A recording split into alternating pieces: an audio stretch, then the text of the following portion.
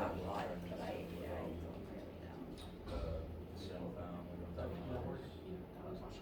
I can't tell that my room is like, if you go like into the bathroom afterwards, my room is not like that way. All right. How you doing? Oh, yeah, I did see that. Sounds like some airflow issues on campus might be going wrong. Hope that is resolved quickly for you guys. No, it's been all year. Oh, great. We've had mold in our dorms all year. So, that's not the first time this has happened on campus? No. Oh, they don't resolve it. They don't? No, they came in We've my reported it so many They times. came in my room last year because I legit had mold growing on my wall at 1 a.m. to spray. They woke me up at 1 a.m. to spray for mold, and then my room smelled like bleach for 2 days. No, we've reported it so many times. It is I think like- our RA If they In come, my they go office come this at year, 1 too. a.m. Every building was dealing with it. Yeah. And like Spike is a really old building. So they're they not can't even turn on the air remodeling yet conditioning. because they're gonna remodel Clinton first, apparently. So they can't turn on air conditioning, so we Yeah, have they to remodeling Yeah, they won't turn on air until Okay, like but we need Spike first. May. Mine's gonna be in good. And if you open the window, it will I am. close again. I find it interesting how they're handling this now, because They should summer email of 2013, there was like the worst rain, the worst humidity Clinton has ever had, and so fall, my senior year here, every building had mold in it. And what they did that year was they basically, at least for Georgia Hall, which is where I was staying at the time, they took like one wing of the building at a time, said, all right, you're living here for the week, and then they decontaminated that wing. One wing at a time. So I got banished to, I don't even remember what building it was, just an upper floor that was unused, and there weren't any windows, so I lost track of time for a week. So they have not done anything like that this time? Like, No, we've had Oh, mold no. since like the first day. They just send Well, emails last like, year oh, we're not turning the air on yet.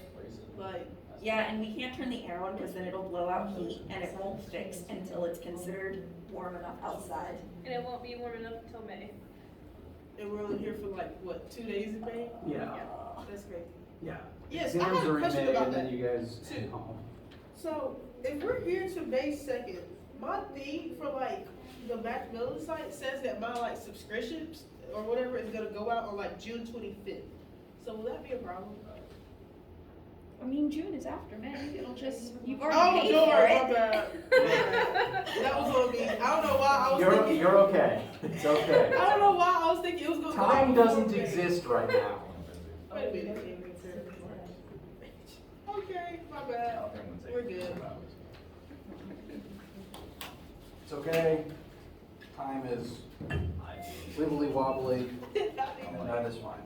I really thought it was gonna go out before school year is over with. So I was like, My community was actually really good. I mean, I wouldn't just, frankly, I wouldn't blame, sorry, what am I trying to say? I wouldn't put it past Achieve to do that, honestly. I wouldn't put it past them. All right. Any Literally all day. questions related to the course or physics in general before we get started? Yes. So I missed a question on the quiz for, Oh, I did get an email about that. Which one was it? Sorry. I got pulled back up, because I got one of them right and then one other one wrong. Is it that I your did calculator that, but I rounded? didn't Because realize that it was happens like too. two questions. I can't remember which one. I can't remember which one, but I did that too. I didn't know it was 2 questions, so I kept answering the same one, and it kept saying try again. See, I had the issue that my calculator, it was such a small number that my calculator automatically rounded it, and then it counted it Well, wrong. that just messed up my average, so. Okay, do you remember which part of the question it was? Yeah, I'm pulling it up. It was like the actual, it was the quiz, it's like the. Yes.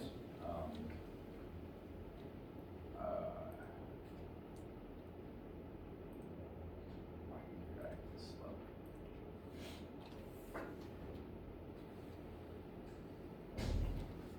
It was question 1, is what I got wrong.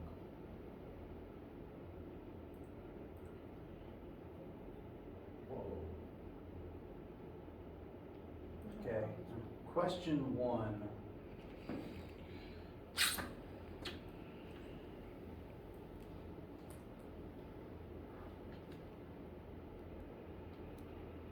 This way, okay. So quiz question 1 is about angular velocity, but it's basically a conversion question.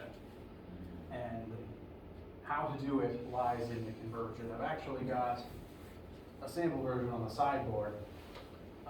For this hypothetical planet, you are told how many hours it takes to spin once on its own axis, which is a day, and then you're told how many days it takes it to go around its sun.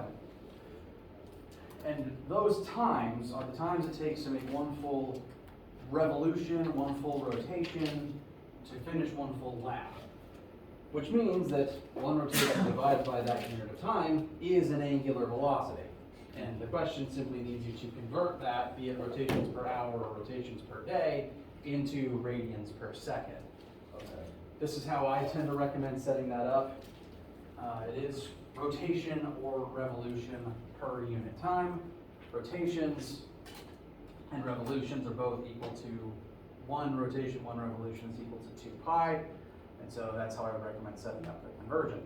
Now, if you send me your work, I can try to get you some partial credit back on the particular question. Oh, I'm not worried about it, it's whatever. I can take it, so. Each single quiz is a very small part of your grade, but I also conceptually hate the computer cheating you out of points I would have given you if I graded it myself. Right. So, in general, if the question is just flat wrong, if you send me your work, I'll try to give you some partial credit and tell you what would have gotten you to the final answer. Does that help with this particular question? Yeah, last one. Okay. Any other questions related to Chapter 4 quiz, the Chapter 4 homework, or the upcoming test? Yes, if you haven't taken the test yet, that is. I have not taken the test, no. Okay. So I was working out, which one was it? Question 8 on the practice test. Mm-hmm. Oh, that's the collision one, right? Yeah, with the inelastic.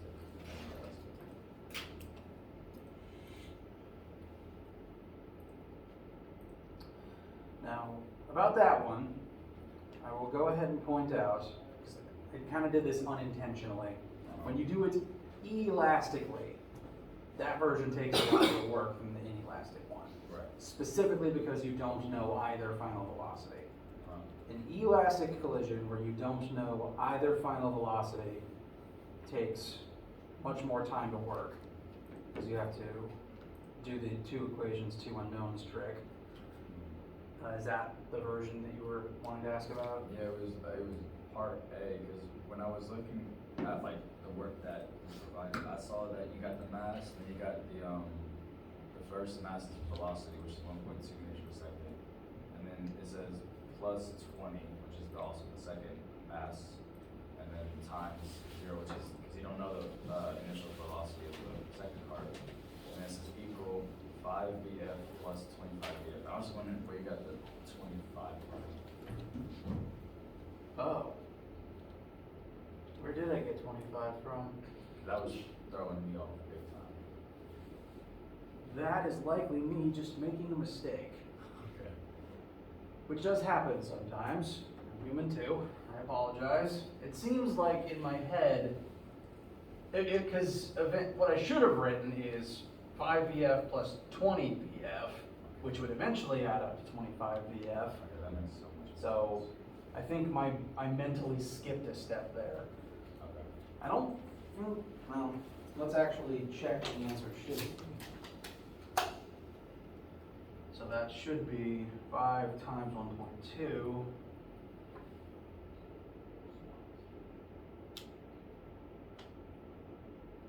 Divided by 25.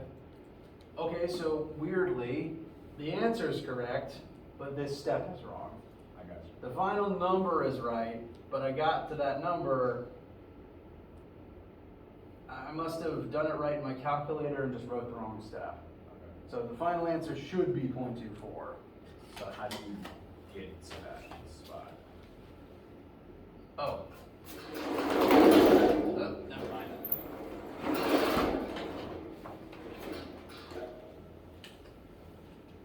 Okay, so starting from momentum initial equals momentum final, we're looking at the total momentum of each object both before and after.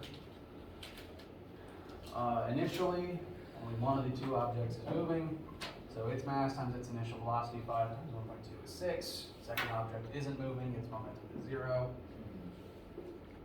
Afterwards, each object has the same mass and a different unified final velocity.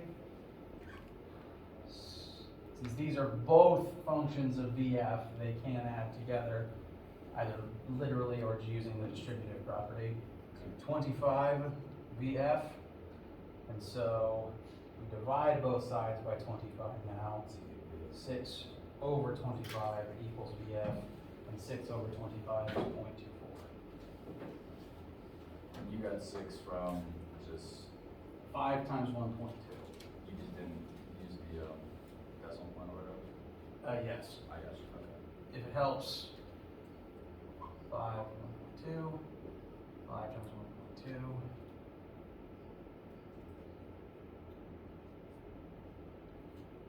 Alright, that's all I needed.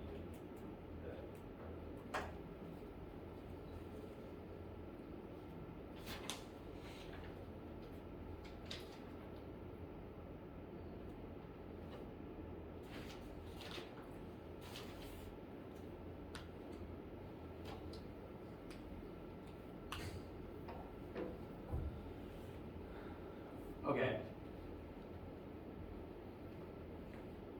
Any other test or homework and quiz related questions?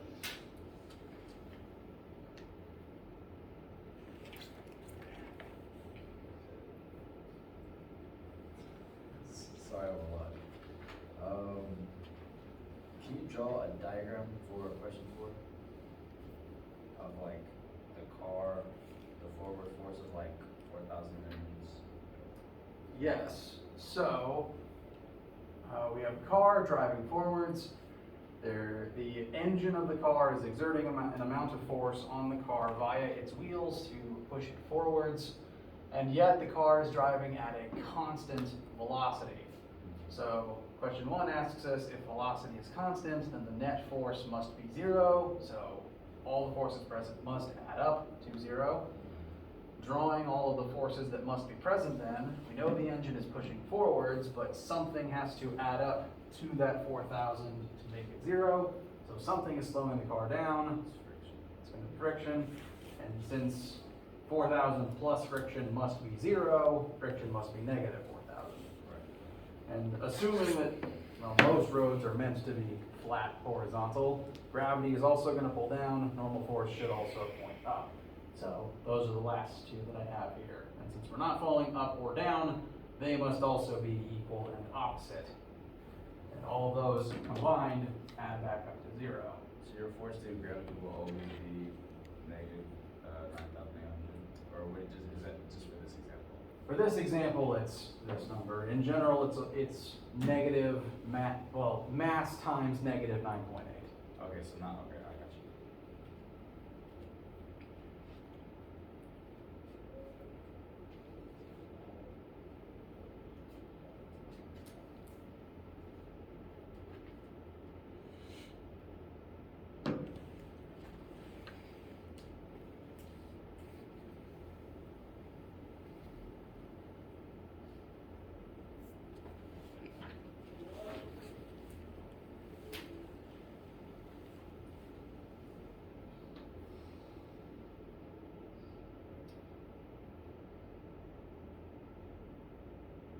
So, to those who have taken the test already, how do you feel about it?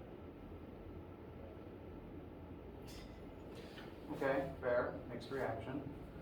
I'm going to have it graded by Friday, and we'll spend some of Friday going over it. I'll also at least show you my answer key up on the board, and talk about some common things I saw, some things that I think people should take away from it. And once you have it back, you can keep it for your own information for studying purposes. Looking over everything so far, I think everyone's doing fine. Not particularly worried about anyone in particular. At this point, if there's there's no study questions at this time, I would like to begin discussing chapter 5, so that we can just hit the ground rolling when we come back from spring break. Now, if you have not taken the test yet, chapter 5 is not on that test. So I want to go ahead and put big in bold right now, the information we're about to discuss about density and pressure is not on the test. We need to discuss it, it's just not something that you should fill your head with before necessarily taking the test this afternoon or Friday afternoon. Questions? Does that, are you saying so the people who haven't taken the test? I'm not saying you should leave. Okay. I'm just saying that don't mix this into your study materials. And I just don't wanna be, yeah, I suppose if you have not taken the test yet, you could watch the recording later if you'd like, and I'll give the notes that we uploaded too. So I will leave that to your discretion for right now. I don't recommend you just skip out completely, but if that's how you think it would be best for your brain to handle the information, then I won't stop you. Is it cool, like, I mean, I can't necessarily multitask, but I just wanna make sure I have a good handle on this. Yeah. I haven't taken it yet, so is it okay if I just, I'm gonna sit here just so I'm still present? Yeah, I mean, I can't ever stop you from just not listening to me. You're allowed. That's true.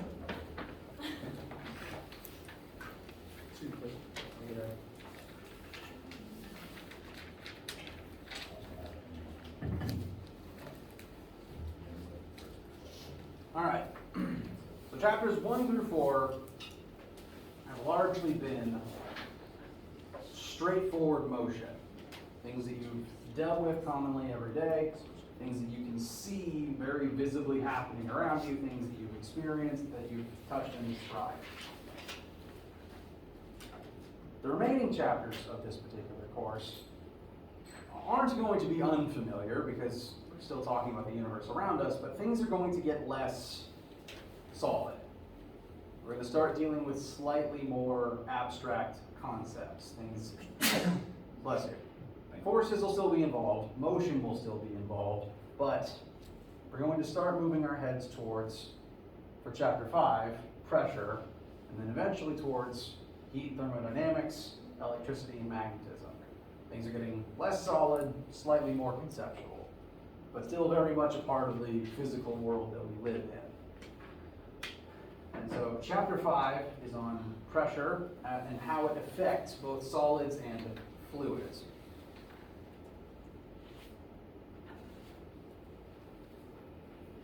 Now, there's actually 5 states of matter, technically speaking, although you've probably only studied 4 of them to any real extent. Of those states of matter, the ones you interact with, let me rewind. Of those states of matter, the 3 that you interact with most often are solids, liquids, and gases.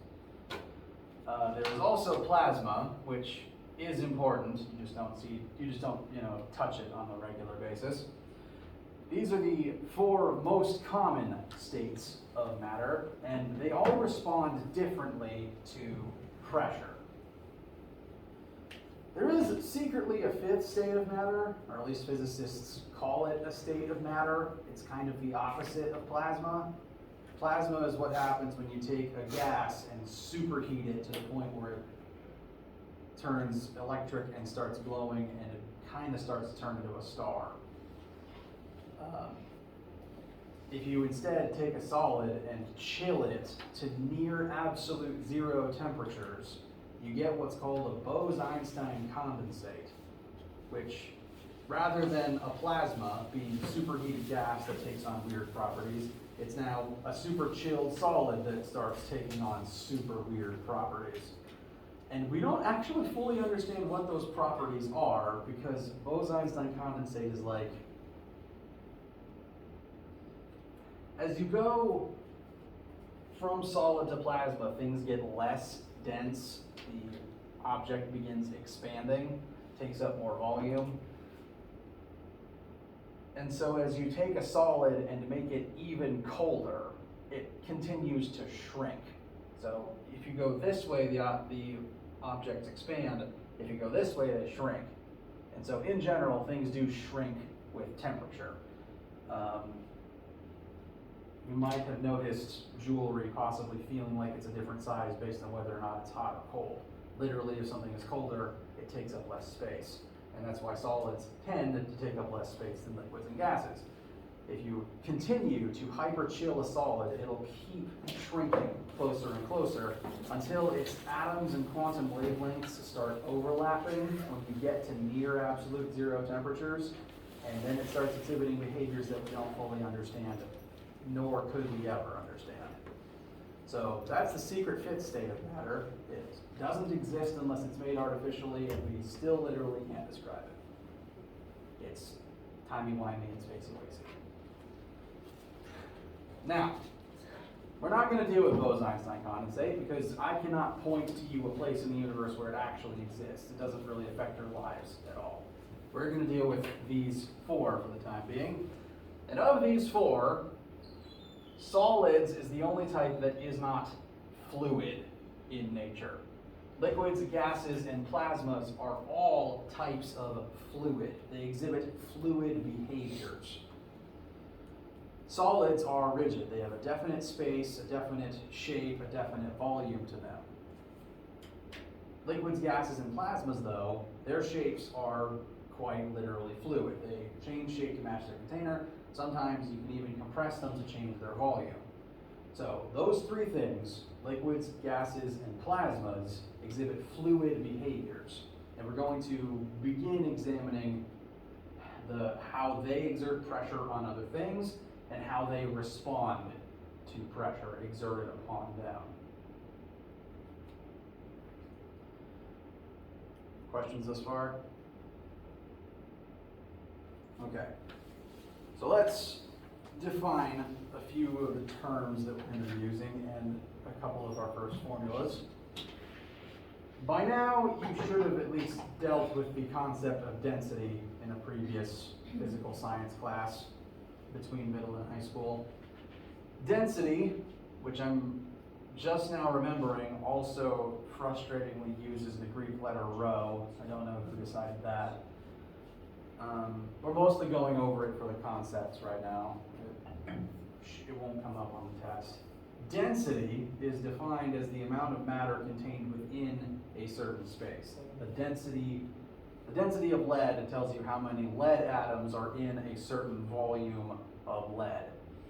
And so, formula for density is the mass of the object divided by the volume of that object. The more mass you cram into a small amount of space, the more dense that object is. As an example,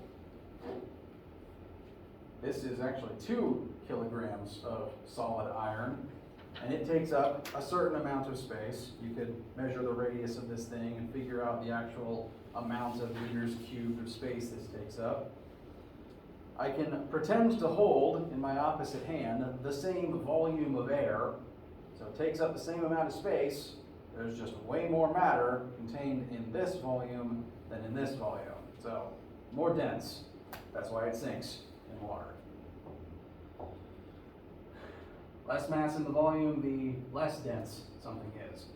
And I mentioned earlier, the colder something gets, it tends to shrink. That is the volume of the object literally decreasing. The mass doesn't change because temperature doesn't affect mass, but volume can change as temperature changes. We'll study that a little more closely in a couple of chapters in the thermodynamics stuff. But the definition of density is just mass of the object divided by its volume. Pressure, I want to go ahead and get this formula in your notes.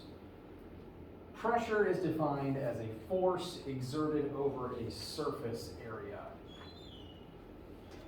Force exerted over surface area.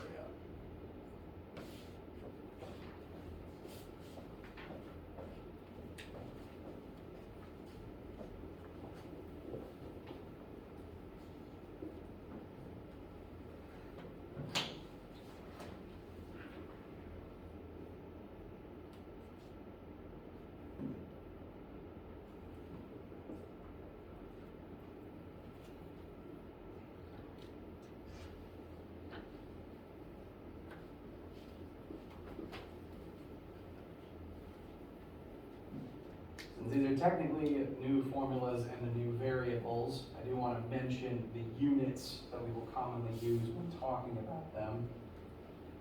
There's lots of different units for density, especially if you start talking to chemists. They all mean the same thing as long as it's a unit of mass over a unit of volume, but since physicists tend to work with big, heavy things, and since chemists tend to work with small amounts of things, physicists tend to use big units of density like kilograms per meter cubed, whereas chemists will use like grams per milliliter. They mean the same thing, and we're not going to, they mean the same thing, and they can be converted back and forth between each other. So there's not really a standard unit for density. I suppose we'll stick mostly with kilogram meters cubed since we already work with kilograms and meters anyway. Main thing I want you to keep in your head is the unit for pressure that we're going to use, because there's a lot of units of pressure. It's kind of frustrating actually. But the one we're going to stick with is pascals. Pascals is the metric unit for pressure, and that's the one we are going to stick with for the most part. I will go ahead and acknowledge at least one other unit for pressure that exists, and that is atmospheres. Right now, given that you are surrounded by air, there is air pressure currently acting on you. You've probably heard the term before, you've probably heard the weather people talking about what the air pressure is today. It affects meteorology, it affects a few aspects of daily life. Sorry? Is that like, because like I know sometimes when the weather changes outside, it affects pressure because bodies cannot like. Affects your ears? Yeah. Exactly. If you've ever, like whenever your ears pop randomly, that's because of a difference in air pressure than your body was expecting. Human beings are very specifically calibrated to live on Earth's surface levels of air. If the pressure increases, there's suddenly more pressure pushing into your ears, and your ears pop to try to equalize it. Same thing if the pressure drops, now there's less pressure on your ears and they pop to equalize again. Is that why, like, when people take trips to the mountains and stuff, they say that their ears pop? Mm-hmm. Because we went to, like, Gatlinburg, like, last year sometime, and everyone who was driving, like, we got to the cabin, they're like, were your ears popping on the way here? And they were like, yeah, but I didn't. Yep.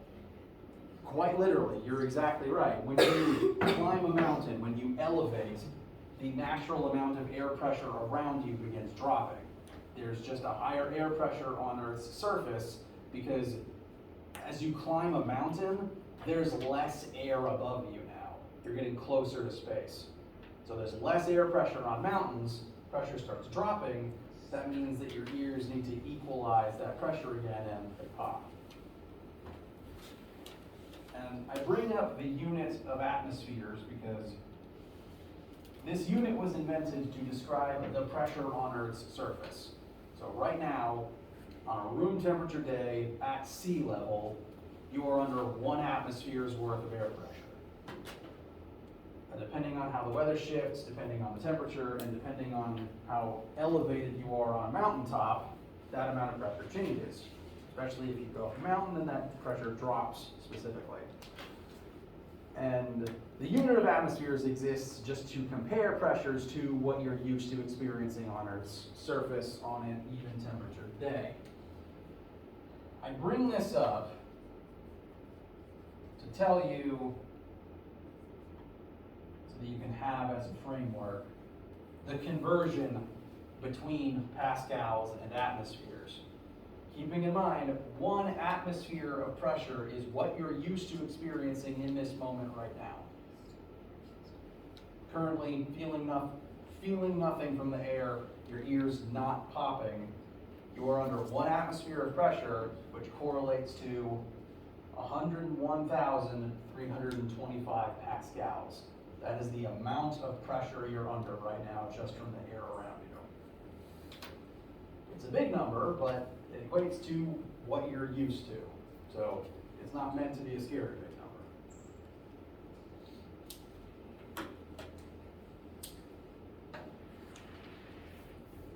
How do you feel about these formulas so far?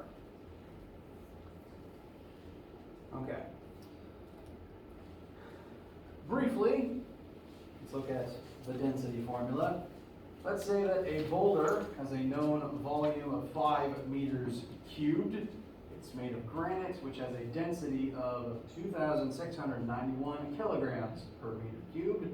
What would the mass of such a boulder be?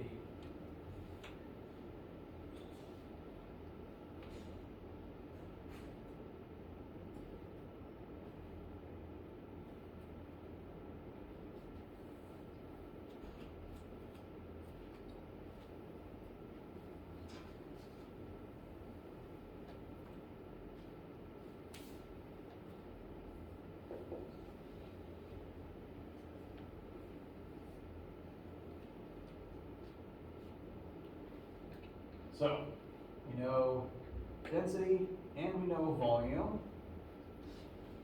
So 2691 equals mass over 5. We'll multiply the density by 5, and that will tell us the total mass of this particular boulder.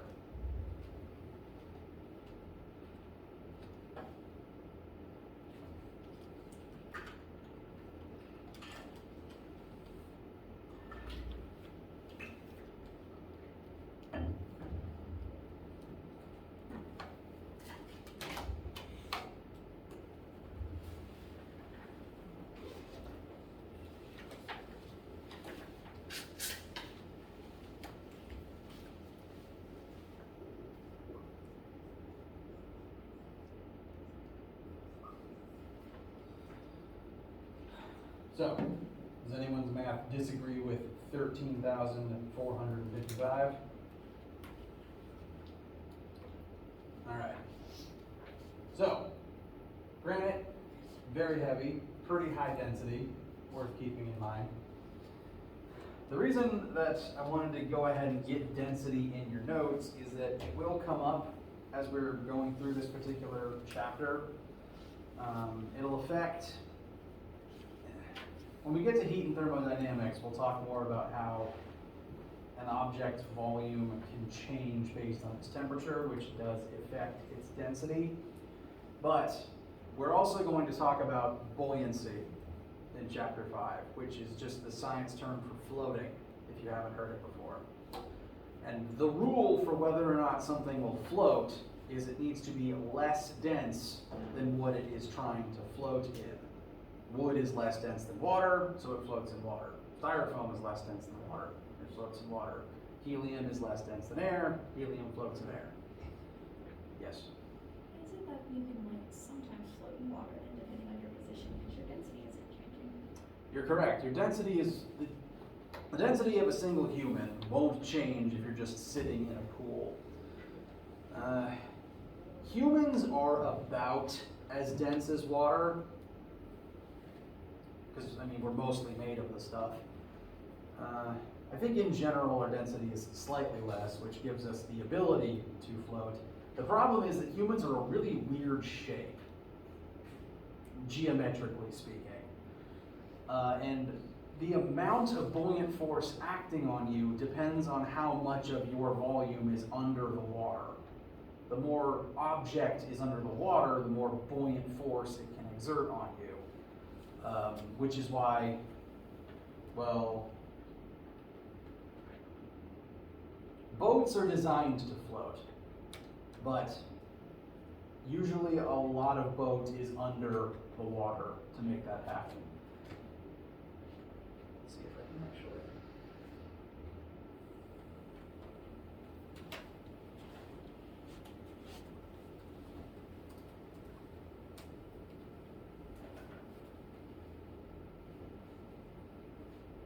Trying to give you a picture of how much ship is under the water to allow these hunks of metal to float.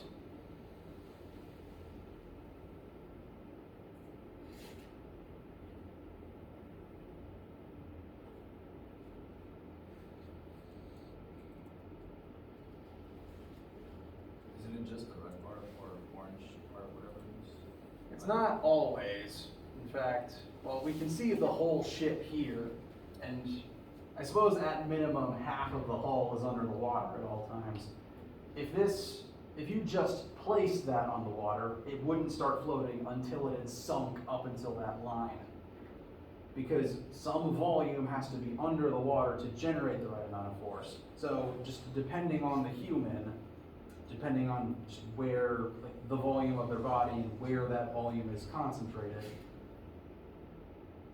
they'll have an easier time floating depending on how they're laying in the water, frankly.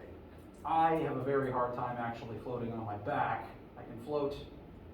I can tread water just with my head, just with my head above the water, because then most of me is under it, creating buoyant force. I have a hard time floating on my back just because of the mass orientation of my body. So it'll depend on the human, really. My dad can float, so can my sister. I can't. I seem like a rock. Exactly. Depends on the human. Even then, like, there's invisible things you can't even know, like humans' bone density. Like, some people are just more dense than others, frankly. Depends on how much iron is in your diet. So, if it depends on iron, that means like if you're anemic, you'll float. Possibly. The more anemic you are, the more likely you are to float, maybe. Also, smaller humans would probably just have a better bet floating, because the smaller you are, the less mass you have per unit volume. I think, anyway. You have more surface area compared to your mass than a person that just happens to be larger. So the smaller you are, and this might sound bad, the more anemic you are, the more likely you are to float. So I'm gonna float really well. But in general, the basic rule is something will float if it's less dense than what it's trying to float in. Salt water is more dense than normal water, and therefore humans have a much easier time floating in salt water. If you ever go to Salt Lake, it's real easy to float there. It's also really gross. Dead Sea too? Hmm? The Dead Sea? Yes, they do. Do they let people in that? I went a while ago when I was like 8-ish. Yeah, I think the Dead Sea's even saltier than Salt Lake, so that's probably the easiest body of water to float in. It's also, again, really disgusting. Yeah. Okay, so let's look at that pressure formula real quick. I'm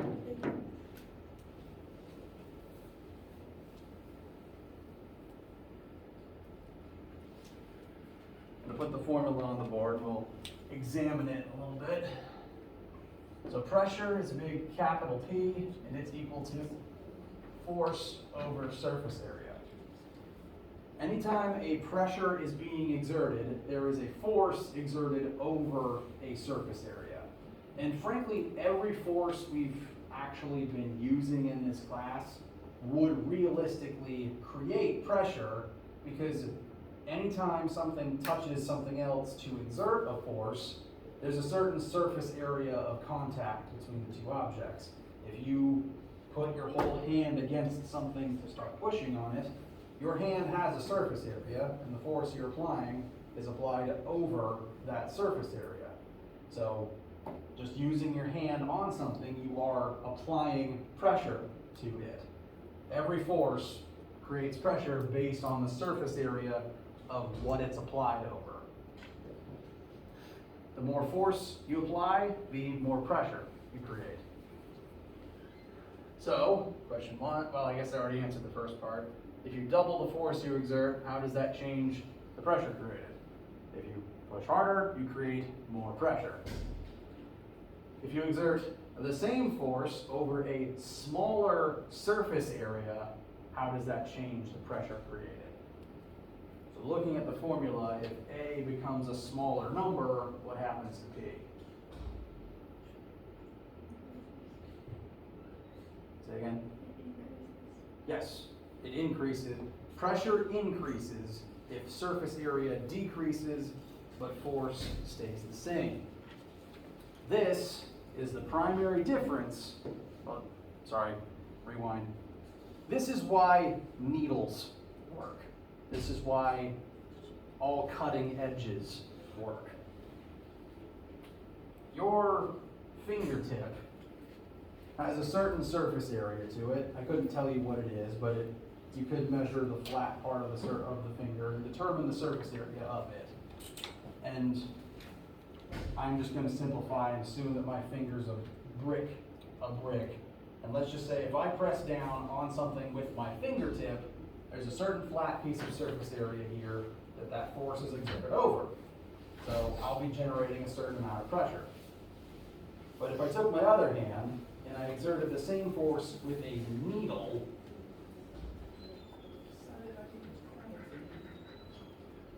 the tip of that needle has a very small surface area. Like, you could measure it, you could zoom in enough, and it would eventually look flat, but that surface area is way smaller than that of your finger. So the same amount of force delivered by just a finger or needle creates a very different response. Poke someone with just your finger, they might be annoyed, but you won't draw blood. Poke someone with the same amount of force with a needle, you draw blood. That's because the same force can generate different pressures. And pressure is kind of actually what ends up being the end all of what, like the determinant of what happens next. The same thing with knives. They have knives, swords, axes. They have a pretty narrow end to their surface area, so that increases the pressure and that changes the effect it has. Yes? It's like little knives and fingers. Has like a bigger surface area. I think what makes dull knives more dangerous. Wait, hold on. Because you have to put more pressure so you don't feel it slip. Because you'll need the same. You'll need like more force to get the same amount of pressure. That has less to do. Okay, that's complicated by, I think, the biology of what goes on when a human being is cut. I think sharp knives cut really easily, but they don't, like, because it's so I know I've heard the stories for this, but I just can't remember it off the top of my head. I'm sorry. The duller it is, the more force it would take, but there's some complicating issue of what actually happens when human skin is cut that I'm not thinking of. But it would take more force to cut yourself with something dull. Therefore, I guess by the time you'd already done damage, you would have been exerting more force. So that is likely part of it. I'm having flashbacks when I cut my finger, actually. And it was with a butter knife. So yes, the dull ones are surprisingly dangerous. I think it's that the dull ones, with the amount of force it takes, you're more likely to draw blood with them. But there's definitely parts of that I'm not remembering, sorry. So going back to like the point, I guess. So say if you're breaking a window on like a car door and like you're trapped or something, you need like those. They have those tools that I guess are made out of some kind of metal. I don't know. The glass breaker that has a point to it. Same thing. Yep. Gotcha. Yeah, this is logically why most human tools and weapons have points at the end of them. It just increases the pressure on impact.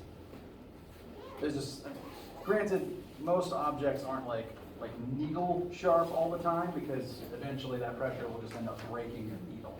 Right. But it does increase pressure. We're about to break for the day, so I'll just go over this very quickly. I already mentioned that this is the number of pascals we are currently is currently affecting your body right now. 101,325. If we use this formula with that number in it, and I did look this up, adult humans have the potential of having a surface area of 2 meters squared. We can use this formula to try to figure out the force the air exerts on you. So, pascals from the atmosphere, surface area of a human, that force from the air which is currently acting on your body right now, is at least mental math is failing me.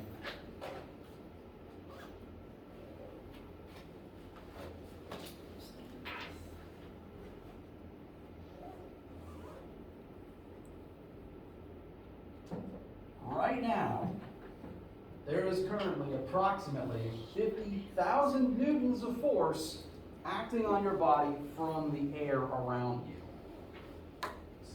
Why did you divide it in sections, Brian? Because I'm dumb.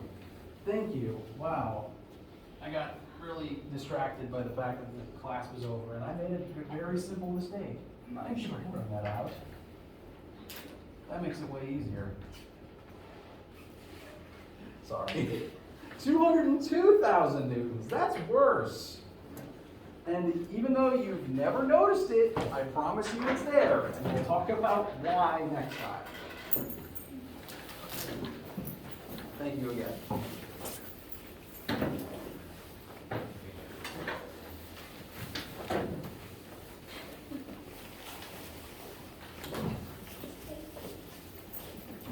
Thank you. Every day.